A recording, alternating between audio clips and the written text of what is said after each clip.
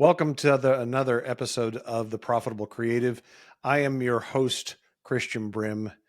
Joining me today, John DiMatto of DeMato Productions. Welcome, John. Thank you for the invitation, Christian. I appreciate it. Absolutely.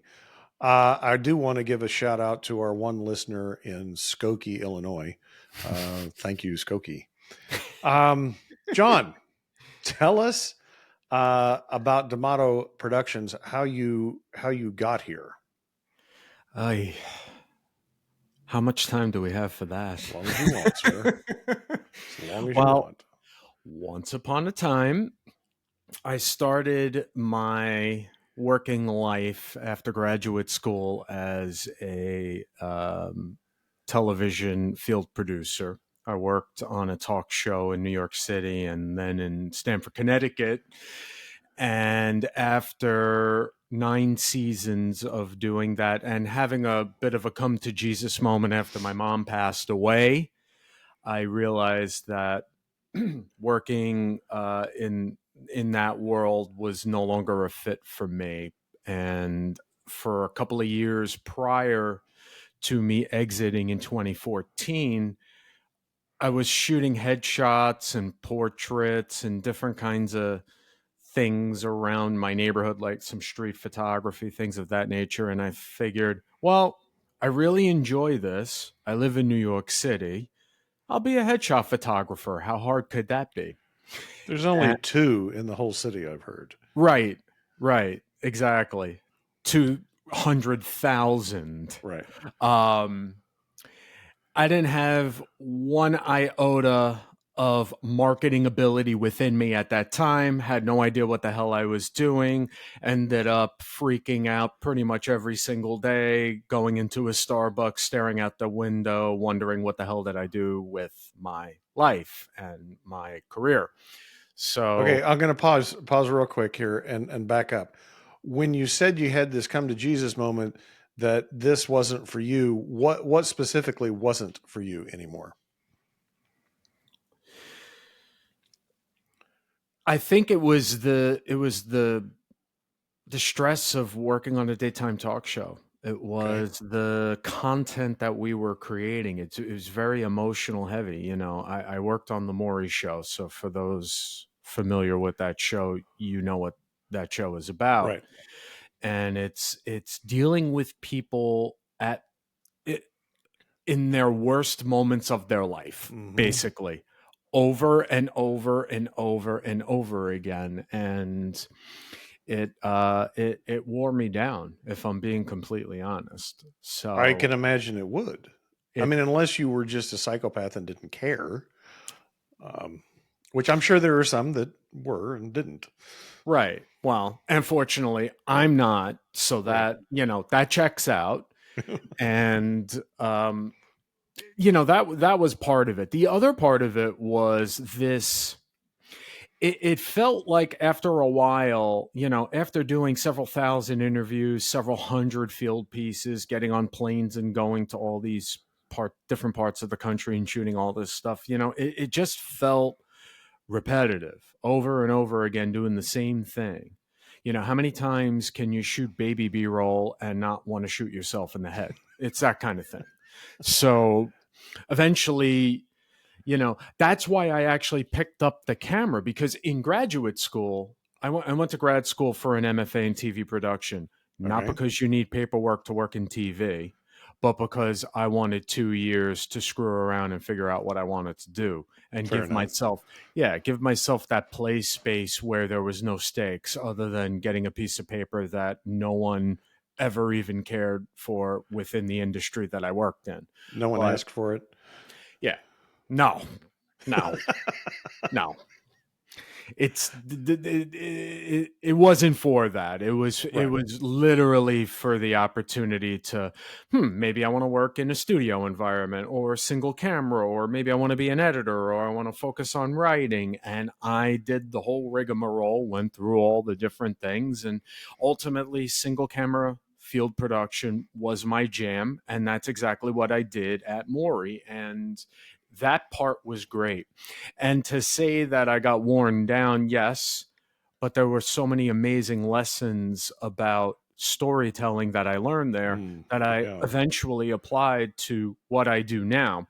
Because after shooting headshots and starting to pick up some traction, and of course I was a jack of all trades, so I'm shooting networking events and dating profile pictures, and I shot a 90th birthday party and Did wedding you anniversary. Yeah, I did did the you whole do thing. food? Did you do food photography? I did shoot once a video. It was a hybrid gig where I shot at the James Beard Foundation. I don't know if you're Okay. familiar, Yeah. Yes. in New York City, which, by the way, is the tiniest place ever for such a prestigious place. They should throw some money into that. I want, that was also maybe 12, 13 years ago. I'm assuming they already did that. But regardless, I did photograph them prepping food and plating it, and I did interviews and all that stuff. That was a lot of fun. But what ultimately happened is I went on LinkedIn because I figured I needed to try to find people that first of all, learn marketing from, because I didn't really know what I was doing.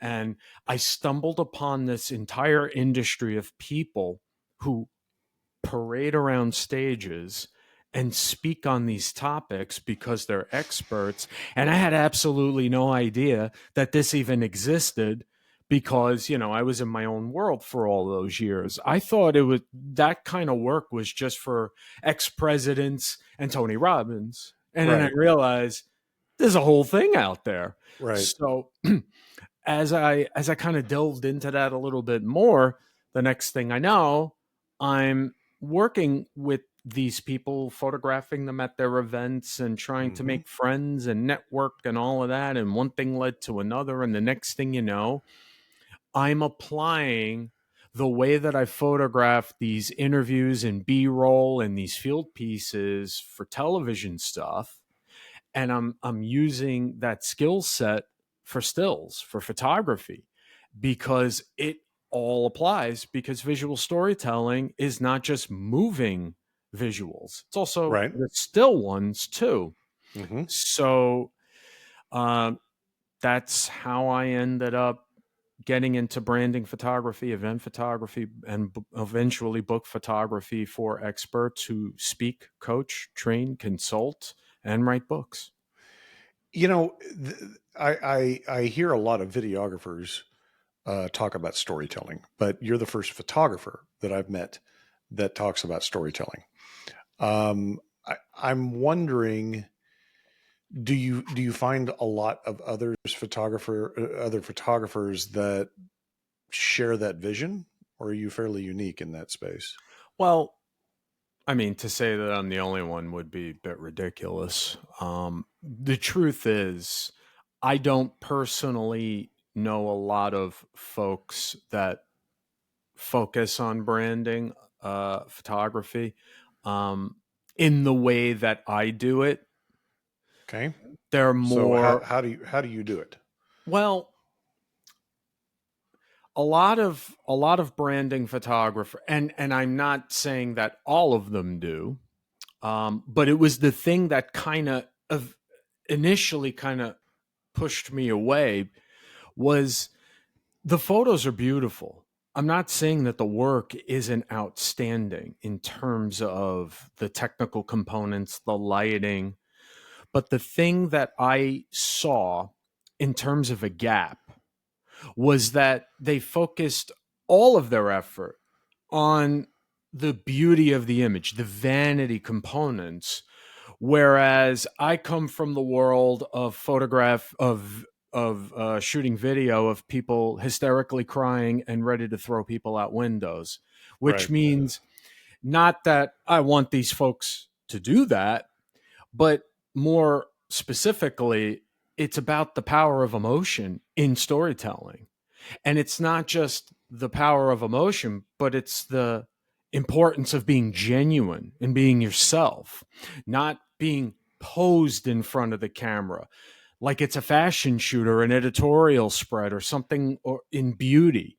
Right. This is a very different thing. It's a very hyper focused, very specific type of work. And that's where I saw how I could fit in and be unique about it. Right. Now, the elements of it, if I were to compare what I do to another genre of photography, it would be photojournalism, in that I'm trying to capture what's in front of the camera without controlling what's happening in front of the camera. Now, Okay. when I'm shooting branding photography, there is a level of control there. But when I'm shooting events and masterminds and all of these other things, I have zero control. It is simply about capturing the moments that matter in that room for my client and the participants that are there as well. So that's how I kind of differentiate myself from other branding photographers. Again, the work is outstanding looking, but I feel like the essence of a lot of these people is missing, and that's where I step in and really go for it the most. So I think I heard you say that your ideal uh, client or customer is maybe an author, a speaker that is working on their own personal brand. Is that accurate, or would you like to expand on that?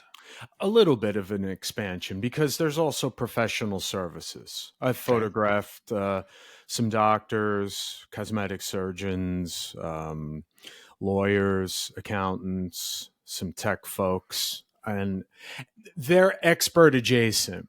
I Okay. say experts who speak, coach, train, consult, and write books because, first of all, I memorized it and I'm pretty good at spitting that out at any time. So it You did sounds a good good. job. Yeah, thank you. I've done it a million times, and I'll do it a million more. But it's also those folks as well, because anyone that is in a service-based business, they're also in the business of building relationships. And when you're Hmm. in the business of building relationships, one of the ways in which you do that is by establishing a connection with people through the way that they are introduced to you. And in many cases, they're introduced through your social profiles, your Right. website, all of the different touch points on your online presence. And that's where these photos live.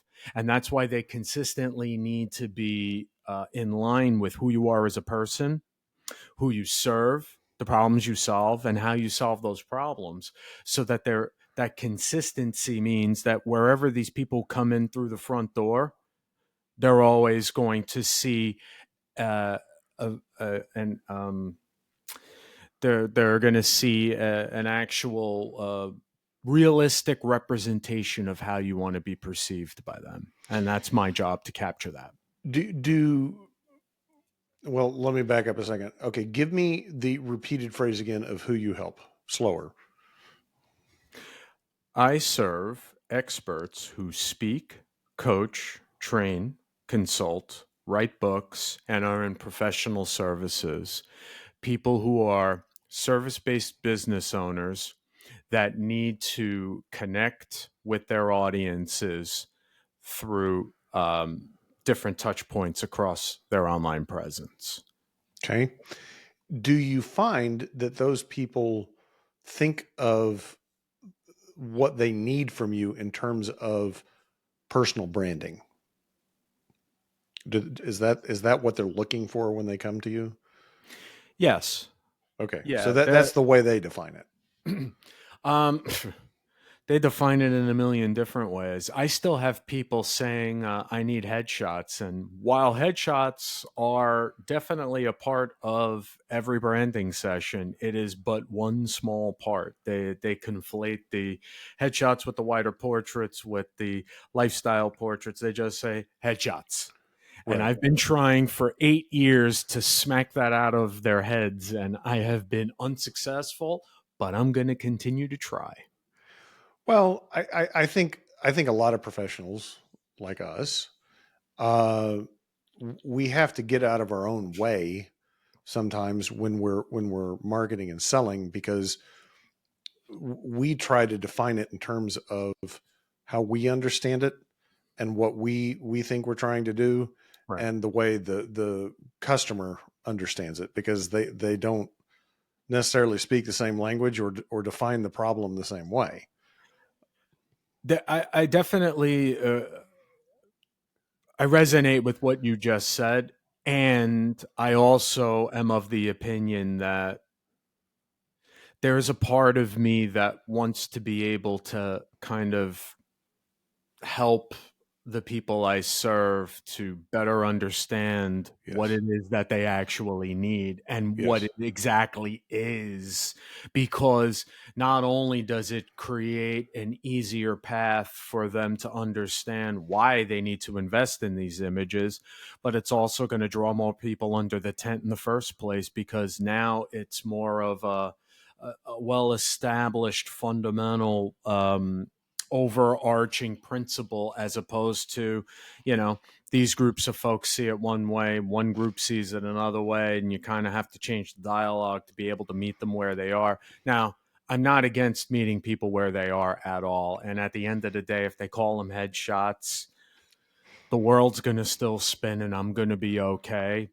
That's just more of one of those little kind of, things that stick in my craw, so to speak. Oh, I no, I get it. I totally get it.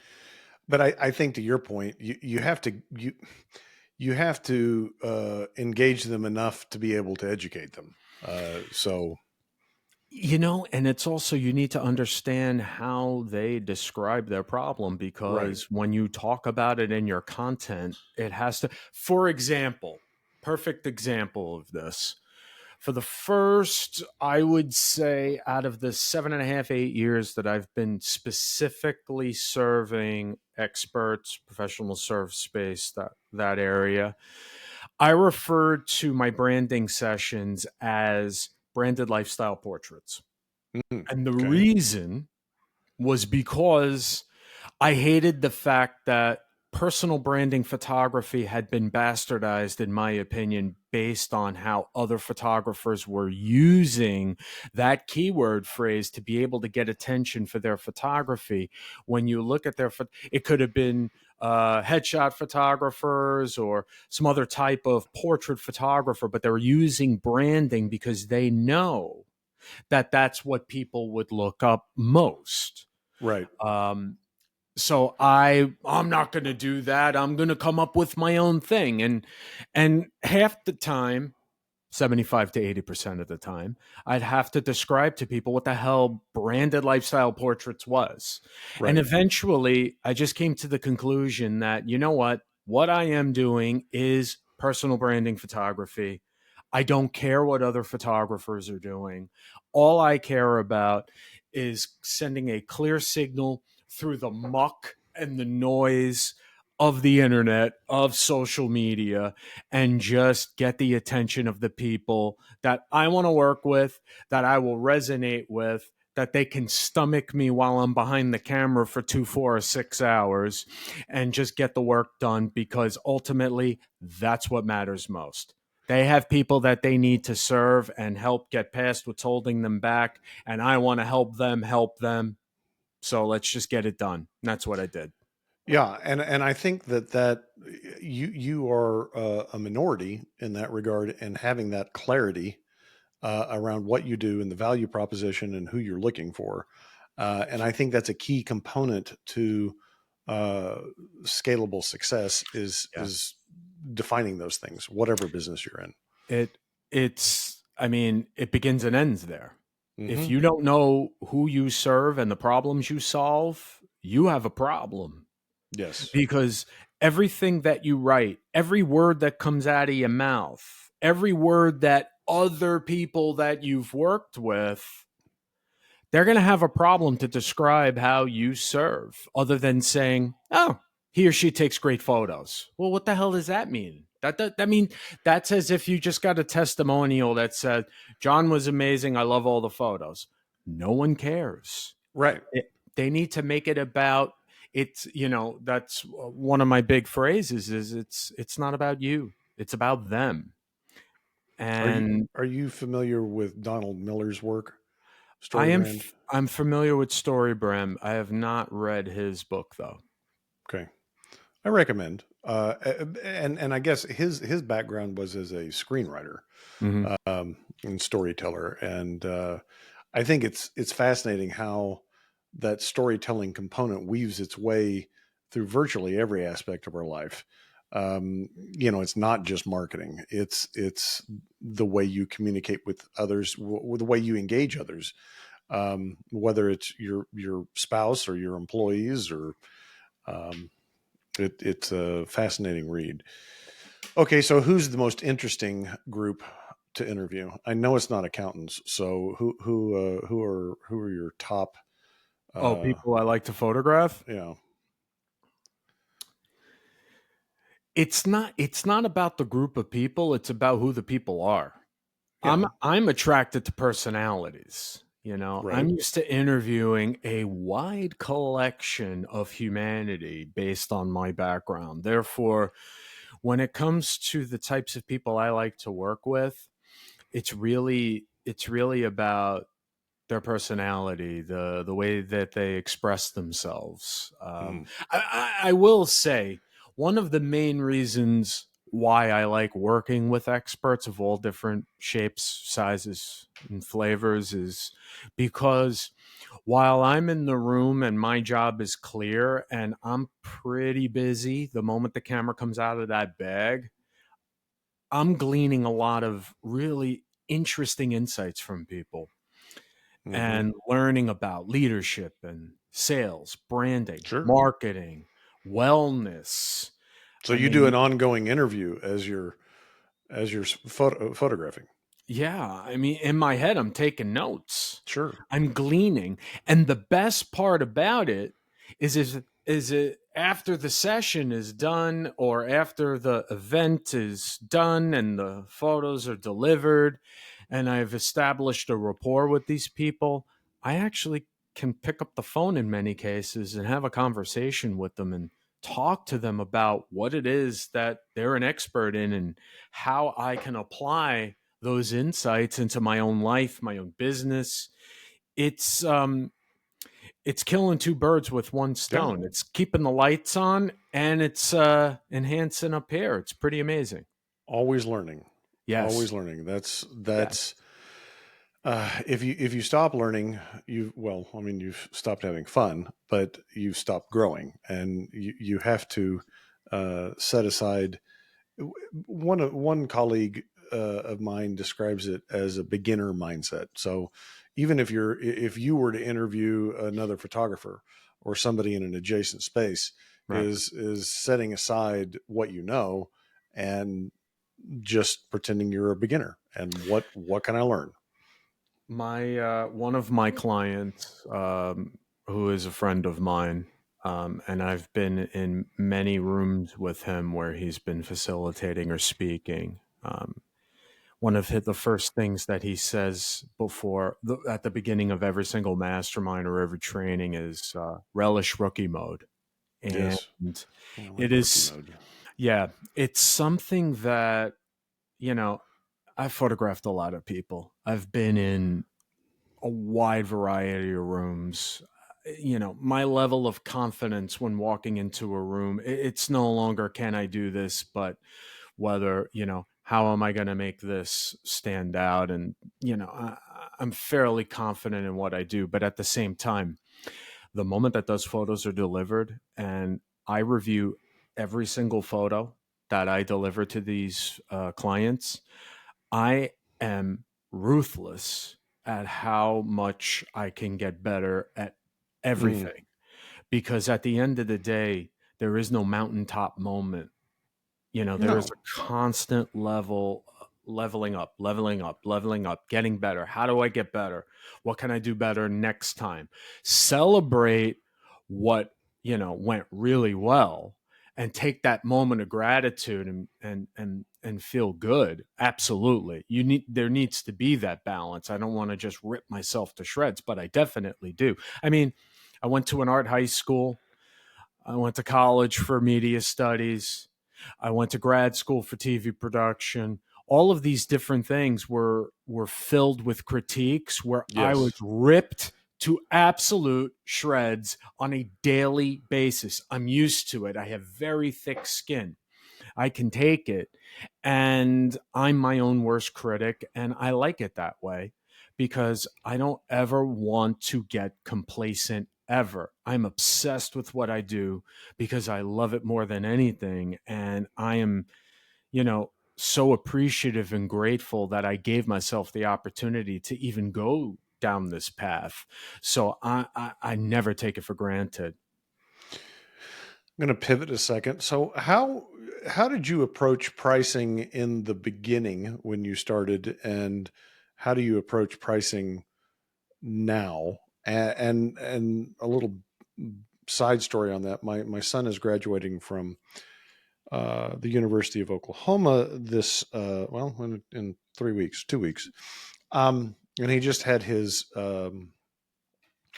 senior pictures done, Right. and they turned out amazing. And found out that this photographer had, I think she charged like $100 for the session and the deliverables. And I told my wife, I was like, you need to pay her more, and then you need to have her call me because she's not charging enough. Yeah, that sounds familiar. When I first started, I think it was last year or the year before, I was thumbing through some of my notes on my phone, and I came across it was a copy for an ad, some kind of ad I posted on social, and it said headshot special. $75 for 20 something photos. And I'm just like, whoa. I don't even remember doing that, but I definitely I can see myself doing that because I did so much free stuff for so long just to get exposure that never exposed me to a damn thing other than to just basically shoot for free. Um, which I still do on occasion, by the way, but free is not exactly the way I'd put it. It's an exchange, an equal exchange of value now, for different things. Might not be money, but it will be something else that is of extreme value to me. Mm-hmm. But the way that I initially priced my then branded lifestyle portraits was I had someone else price it for me. Uh, Interesting. my first client my first branding client is a personal branding expert, and at the time she was putting out her first book and didn't have a social media presence, and she asked me, and it was with her that I created the whole, promotional images, looking into the camera, the headshots, this, that. But we're also going to shoot you on your computer. We're going to do some more lifestyle stuff, blah, blah, blah, blah, blah. It wasn't fully formed back then. Now I have a full system for it, loads Mm-hmm. of questions I ask. But back then it was just throwing stuff against the wall during a phone conversation. And that's what happened. So she goes, how much for the entire day? And I said, I don't know, 750. She goes, how about 1500? I'm like, done. And from there, she then initially priced my 3 tiers of service. And since that time, they've all gone up significantly. But recently, not recently, about 2.5 years ago, I stopped raising my rates and left them where they are. And the reason behind that for now is because I like the level of saturation that I'm getting from my Mm-hmm. inbounds, and I don't want to screw the pooch. So Right. I'm leaving it where it is because I want the same amount of traffic to come in year to year. And over the past 3-4 years, I've basically been at the same level, plus or minus 10 grand, but basically riding way further than I ever thought I'd be when I first quit. Right. To think I'd gross 100 grand taking pictures, I thought that was a pipe dream, and we're past that now. But the reason why I don't want to raise the rates and change the equilibrium of what's going on is because I'm thinking about what's next. Mm-hmm. And in order to truly have the mental space and the creative space to work on what's next, I need that money to be consistent. Therefore, as I'm working on it, let's keep it where it is. Let's work on the other thing. Let's try to build in more retainer work. Let's try to raise up the gross that's coming in, ultimately what I'm netting after taxes and Right. everything, and then we'll raise the rates to something else. And then when it gets to another point, I can then start training photographers, and then we have a whole different bag that I really want to work with as well. So it's a process. It's slow growing. It's a long-term game. Ultimately, I'm happy though with where I am rates wise now. I love that you said that it gave you the creative space, because one of the things that I talk about in the book is that profit and cash flow that it generates is critical, because if you don't have financial peace from those things, you can't be creative. Like it sucks the energy out of you. And Yeah. I've seen time and time again, people implement profit first and hit that transformation where whatever it was that was causing the anxiety. So it could have been that they just flat out weren't making enough money. It may have been that they were making money, but they weren't sure about the stability of it, or how much they were going to owe in taxes, or what's the top side potential. Like something's driving that financial anxiety, and when you solve that problem for them and they move into that space where they have financial peace and can open up their creative toolbox again, it just changes their lives. um Yeah. Yeah. I mean, I'm still on the roller coaster. However, I also have retainer work that goes a long way. I'm working on acquiring more retainer work. And I will also say that while I am on the roller coaster, it's a different ride than it was 10 years ago. right. It's not because you know during that time, during the beginning, it's full desperation mode. Right. You're basically just looking for someone that can write you a check, and you do not care what you're photographing. Whereas now, your high months are considerably higher. Mine were than back in the day. Right. So, you know, if you're walking away with something that's 10, 15 times more than what you were averaging when you first started, the world looks very different. And you can stomach a month where you're dipping because you know that you have 2 to 3 clients that are coming in the door guaranteed for a certain amount down the line. And you also, of course, have the retainer work. And as I said, I'm working on getting more retainer work. So that's really where the key lies, the retainer work. Yeah, because a lot of creatives end up with unpredictable revenue and cash flow, and that certainly is anxiety. And like, even if you end up with a couple $100,000 over the course of the year, if 80% of it comes in the second half of the year, you're very anxious the first half, right? Yes. Because it's not there. So it's not just the amount; it's the predictability. Um, it's kind of like, it's interesting with salespeople. They did a study of commission only salespeople and those that were on a salary and a bonus, and uh, it was a very high percentage chose the more predictable, right, rather than the 100%. But those that chose the 100% commission made much more money than, Right. and so um, I think what you're saying, your experience at the beginning, at the outset, is most every entrepreneur's journey is they're choosing predictability and leaving profit and more money on the table. Yeah.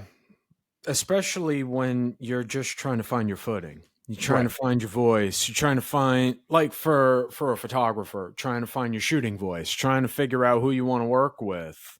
What kind of life do you want to live? And that's dictated by the type of work that you take on. And Right. when you're first starting out, you don't know anything. Right. I mean, I don't know how else to put it. You don't know a damn thing. Right. And it's really a crapshoot. But like I said, and the other thing about, you know, when you have the dips and you have the high moments, you never get too high and you never get too low over the course of time, because you're building those muscles up to understand, okay, this is where it's going. And what it also does is it helps you understand how to leverage your time better. So when you're busy, you busy shooting, Right. you understand that is a different mindset from when you're not busy shooting. But it doesn't mean sit around on the couch watching Netflix doing Right. nothing. You know, that's the time that you need to focus on planting more seeds. Right. And you plant those seeds in a myriad ways. You know, you're writing content, you're writing relevant and valuable content. You're not just putting your portfolio up there to look all fancy, because ultimately no one cares that you shoot pretty photos unless you point out to them why these photos are important to them and why they need these pictures. And that's where the storytelling comes into play with regards to the way that you create content. And then there's outreach, you know, and not just trying to, here's my portfolio, here's my services. I've never talked to you, but I'm in this LinkedIn thing and you connected with me. So let me just, you know, barf out all this crap so that you can hire me, right? Because that's how you're supposed to do it. No, you need to sow the proper seeds by, you know, creating an opportunity for them to want to reach out to you, for them to want to engage you. So you need to engage them first in a way that shows that you care. And these are the things that you can do with your time when you're not actually shooting. So, because at the end of the day, it's a business, it's not a hobby. So you got to No. work. And that's how it is. If you were to go back 10 years and talk to your younger self, what advice would you give the young John DiMatto? Man, I would help the young John DiMatto crush it, is what I would do, because I was all over the place, man. I was just like throwing stuff. I mean, let me rephrase. We're always iterating and throwing stuff against the wall, and not everything sticks. If you're a business owner, everyone understands that. Sure. It is just the nature. It's the path we chose, and that's the way it works, and that's okay. Because everything that slides down is a learning lesson that you can take away to apply to be able to get something that's a little stickier on that wall. But probably the biggest thing that I would tell myself first when I first started out is, you got to find the people that you want to serve. You don't want to just serve everybody. You don't want to spend all of your time being spread too thin and, you know, half an inch deep. You got to go narrow and all the way down with these people. You need to understand how they communicate the value of what you do for them. Understand what that means to them. Speak their language, or as one of my colleagues and friends, his book is called Lingo. You know, understand their lingo and Right. put and communicate it with their lingo in mind, because you need to be able to establish the fact that you care about enough about these people to learn what they Right. care about and how they communicate. And that would have sped up the learning curve alone. Forget about the photography, forget about the actual, how to post and when to, all that stuff. Just that would have sped the learning curve up measurably. Okay, so here's the follow-up question. Would the young John DiMatto listened to you? Yes. Excellent. Otherwise, he would have been slapped in the back of the head and be like, Well, shut up and listen. I get asked that question occasionally, and I'm like, yeah, I mean, here's what I tell myself, but I'm not 100% sure that I would have listened. To be fair, Christian, to be fair to what you just said, I quit TV at 35. I would have listened. If you mentioned this to me after grad school at 26, if I would have talked to myself back then, Yeah. that might have been a different story. Yeah. But the 35-year-old John, yes, he would have listened You because had enough experience to know. I was smart enough to know that I didn't know a whole hell of a lot, and I was open to anyone that gave me any sense of attention and advice because they genuinely cared. Yes. But in my 20s, I know what I'm doing, whatever. I'll figure it out. That would have been me back then. Yeah. How do people find out more about you and what you do? They just send up the bat signal. I'll see it, and then I'll give them a shout. Now, What if they're outside of Gotham? fair point. All right, let's talk about outside the city limits. The best place to find me is my website, johndimato.com. And on there, I have all my links to my socials. You can connect with me through that way. And for those that are interested in learning more about what it is that I do for the people that I serve, I write a blog 3 times a week, Nice. and it's on my website. You can check it out, sign up for it, and learn a little more about it. We'll have all of those links in the show notes. John, I really appreciate your time, your candor, your experience share. It has been a pleasure talking to you. Thank you very much. Thank you, Christian. The pleasure was all on this side of the screen, my friend. Flattery will get you everywhere. Listeners, if you like what you hear, please subscribe to the podcast, rate the podcast, share the podcast. If you don't like what you hear, shoot us a message and get rid of John and get somebody else. Until then, ta-ta for now.